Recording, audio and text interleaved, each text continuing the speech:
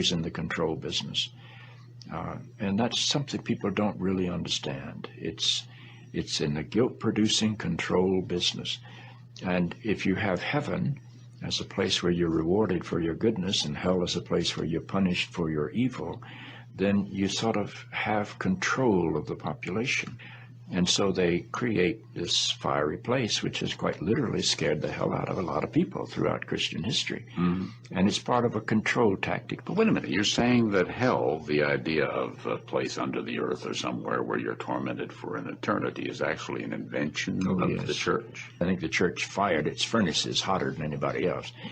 But I think there's a sense in most religious life of reward and punishment in some form. The church doesn't like for people to grow up, because you can't control grown-ups. That's why we talk about being born again. When you're born again, you're still a child. The people don't need to be born again. They need to grow up. They need to accept their responsibility for themselves and the world. What do you make of the theology, which is quite prominent these days in America, which is that there is one guaranteed way not to go to hell, and that is to accept Jesus as your personal Savior? Yeah, I grew up in that tradition.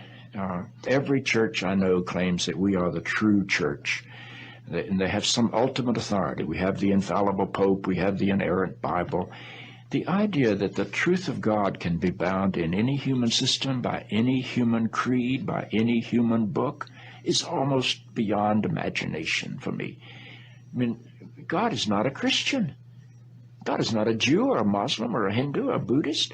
All of those are human systems which human beings have created to try to help us walk into the mystery of God. I honor my tradition. I walk through my tradition. But I don't believe my tradition defines God. I think it only points me to God. Life is a startling and wondrous experience. And eventually, I think we're going to discover that God is unfolding through the life of our consciousness and our self-consciousness, and is not a parent figure up in the sky. When the survivors, you heard it from the horse's mouth himself. The so-called conqueror, the so-called conquistador, you heard it from his mouth himself. What more do you want him to tell you? That was a pastor saying all of that, because he is at fear that he also participated in the brainwashing of the populace, meaning that himself, his own soul, will have to pay the price, knowing that he is deceiving the people whilst knowing the truth. Your religions are man-made. The books discussing those religions were handwritten. The proof is in the pudding. They told you it was handwritten by people. And of course, that spiritual energy, that quote unquote holy energy, can enter you and inspire you to do very benevolent things. It can inspire you to want to spread the truth and give the world salvation, free them from this suffering. But that is just as easy as the Spirit is tapping into me to deliver this message to you. So it doesn't end at some written book. That spirit, that energy enters us all the time and inspires us to do benevolent things. It inspires us to do great things. It inspires us to tell the truth, to be fair, to give unconditional love onto the world and spread divine light. Your soul is very real. Your spirit is very real. The doctrines that have been taught to you via a paper book material in this material world, in this matrix, which in Latin means the womb. So soon as you've been birthed, you are a part of the matrix.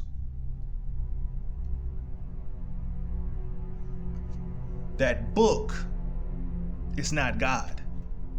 That book is not a holy energy. People misplace, mistreat, burn, or just plain destroy Bibles all the time. Nothing's gonna happen to them. Nothing ever happens to them. You've seen it, I've seen it. You know people in your life that has full-on rejected religion, rejected Jesus, and rejected countless other things to do with that doctrine. And in some scenarios, they're living better lives than we are. So let's cut the fairy tale bullshit.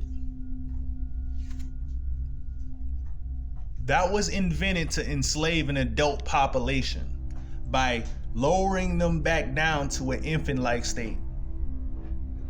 It's time to grow up, like that pastor told you.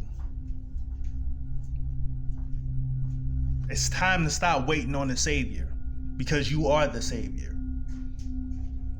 Imagine if everybody picked up their own weight and went out there in that world and started making a difference. The world will be saved. So let's actually do that. Let's actually pick these phones up. Let's use the tools in our modern world to spread the truth, to get out there and do what needs to be done so that we can save the world, so that we can save our planet from the invaders that are here, from the evil people that are in power that's literally leeching off our children, our youth, and us. This is not to force you into any beliefs. If you still want to believe in those doctrines, you can. But in the back of your mind, in the middle of your soul, you will always know that this truth was given to you. You will always know that you were told the truth. So when the end comes, there's nothing you can say. So let's all work together to make the difference, man. Let's save the world ourselves. Let's stop waiting for a Superman that will never appear. Let's stop waiting for a primordial being that will never appear when you were made in God's image. So let's tap into some of that God energy.